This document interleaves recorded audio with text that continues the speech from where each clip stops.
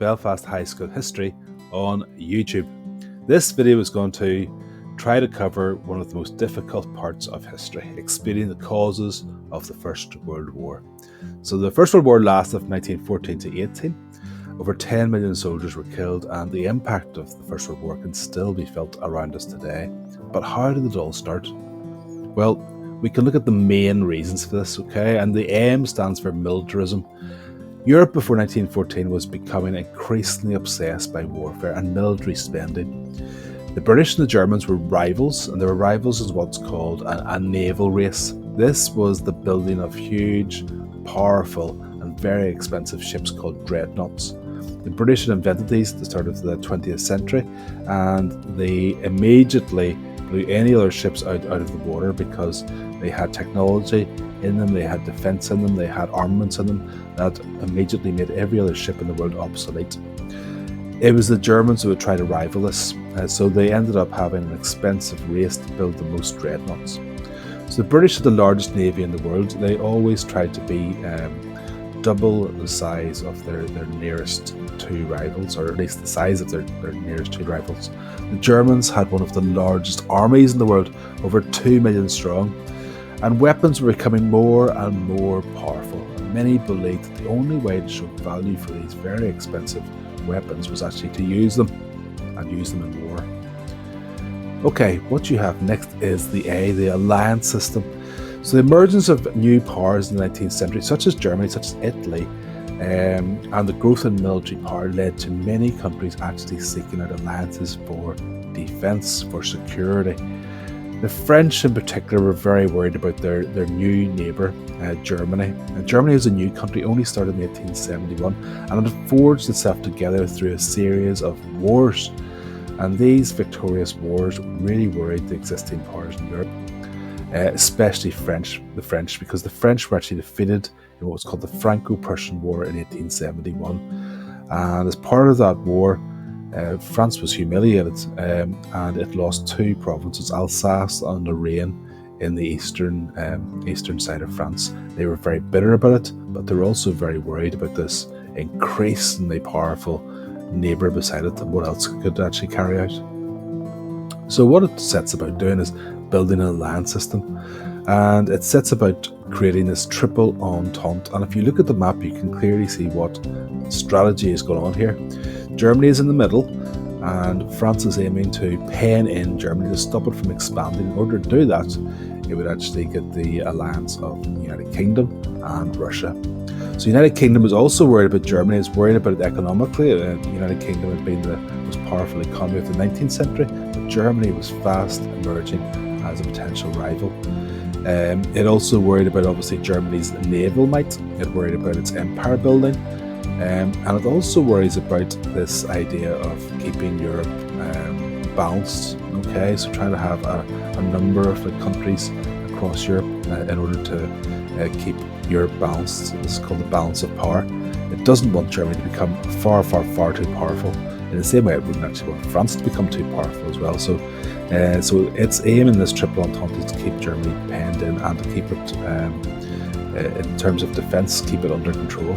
Russia also worries about also increasing Germany on its western flank. Okay, so it's also interested in this triple entente alliance. Now, clearly, Germany feels penned in.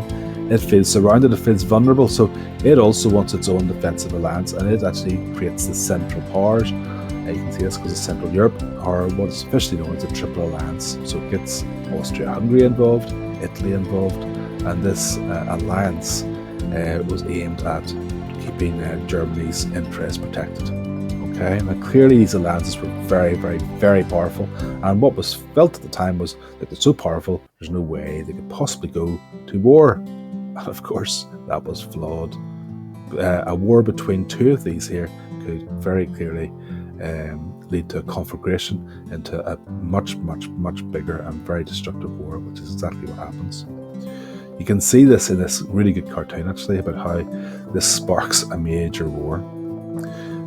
The third reason is imperialism. So your I is imperialism. Imperialism basically means the growth of empire, and throughout the 19th century, the Europeans have been developing empires across the world. These empires made them powerful, wealthy, they were highly prestigious, it gave them power on the world stage, and particularly the French and the British empires were huge. Two countries that weren't developing empires because they were too late into the game, or in fact were developing empires but developing them slowly, were Germany and Italy, and particularly Germany. Germany yearned for an empire to be able to rival Britain, and it was determined to get one, but this would actually bring with it lots of rivalry and definitely potential for conflict. Nationalism is your fourth reason. So nationalism is basically a pride or patriotism about your own country. And before the First World War, some countries had so much pride in their own ability that they actually believed they were superior to other countries. They deserved to take over other countries. They were definitely stronger and they were better. And they had to prove that. And in order to prove it, well, they'd have to go to war. So it was this complete idea of patriotism, complete belief, pride in your country. And a lot of people would join up to fight in a war, sometimes without question, in order to fight for their country. Now, of course, we have our main arguments, or MAIN, but we also very clearly need a spark for this. That spark is very famous. It is the assassination of Archduke Franz Ferdinand and his wife Sophie in June 1914, and this would lead to war. So Sophie and the Archduke Franz Ferdinand were killed while on a visit to Bosnia. It was a very controversial visit because Bosnia was a new province of Austria-Hungary, the Austro-Hungarian Empire, but it was also claimed by Serbia, and you can see Serbia in the map here, okay, very close by. It also claimed Bosnia as well too, and this created an awful lot of tension in southern Europe. So the Archduke and his wife were killed by a Serbian terrorist group called the Black Hand. They had opposed Austria-Hungary's control of Bosnia, which they believed to be Serbian, and it was carried out in June 1914, almost failed, very, very close to failing. They threw a bomb, it bounced off the hood of the Archduke's car and exploded in the car, or just underneath the car behind them. It injured quite a lot of people, but the Archduke was absolutely enraged. He made a very short speech at the town hall and went off to see those who were injured in a hospital. However, the car took a wrong turn.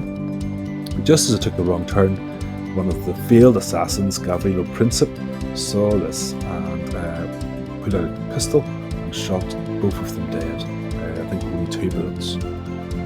This created a chain reaction that was to lead to war. Austria-Hungary was enraged at the death of their heir, and they held Serbia, the Serbian government, responsible for the war. It wasn't anything of a terrorist group in their eyes, it was the Serbian government. However, Serbia, tiny Serbia down there, has a huge ally, and that ally is Russia. Fearing Russian intervention, the Austro-Hungarians, they asked their Triple Alliance partner, Germany, for guarantees if a war broke out, which they did get, and they got that from the Kaiser himself. This emboldens Austria-Hungary to decide to act against Serbia, and this sets about a chain in motion with Russia becoming involved. Now, potential Russian involvement gets Germany to enact its secret Schlieffen Plan. Schlieffen Plan aimed to protect Germany from war on 2 fronts, a war against Russia and a war against France on both sides of its borders. That means splitting up its troops, and it means really endangering the chance of success. So Germany knows that Russian involvement would mean French and potential British involvement. So what they're deciding to do is they know that the Russians would take a long time to mobilise their troops due to the sheer size of the country. Therefore, what they aim to do is have a surprise attack through Belgium, neutral Belgium, hoping to capture Paris and win the war before the British can get involved and before the Russians can fully get involved. This will enable them to have a fait accompli, which allows them then to concentrate their forces against Russia. And this is how the war starts. So the German invasion of Belgium in August 1914 shocks the world and manages to get the French and the British declaring war on Germany. What follows would be 4 years of hellish, brutal, devastating war that would change the world forever.